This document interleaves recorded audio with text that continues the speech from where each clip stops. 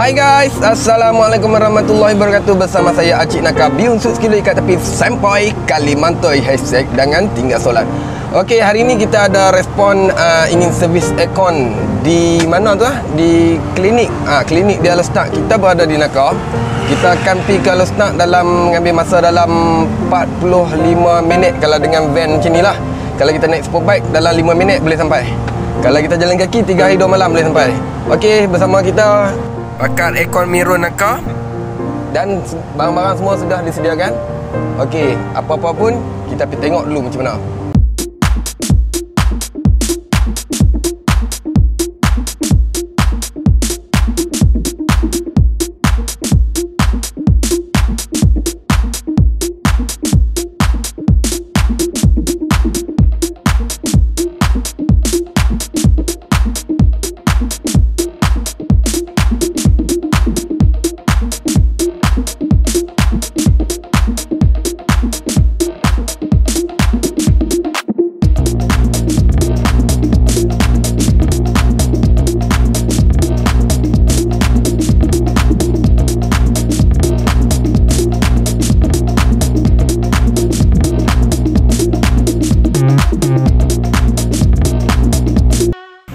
Okey, sekarang kita sudah sampai ke Poliklinik Hidayah.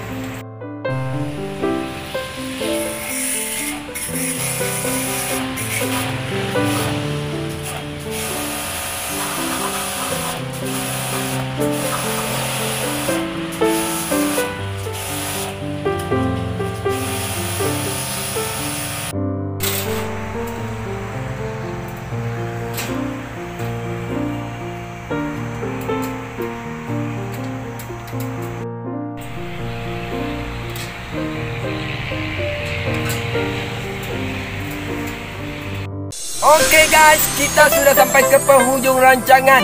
Okey, yang mana dekat rumah tu rasa aircon dia tu panas, bahang api neraka, bolehlah call Miro Naka. Macam mana nak telefon? Tengok nombor telefon di sini. Okey, sekian saja daripada saya Acik Naka, biunsut sekilo ikat tepi sempoi Kalimantan. Hashtag jangan tinggal solat. Okey, yang mana belum subscribe tu, tolong subscribe channel Acik Naka untuk Acik Naka teruskan dengan video-video seterusnya. Okey, bye.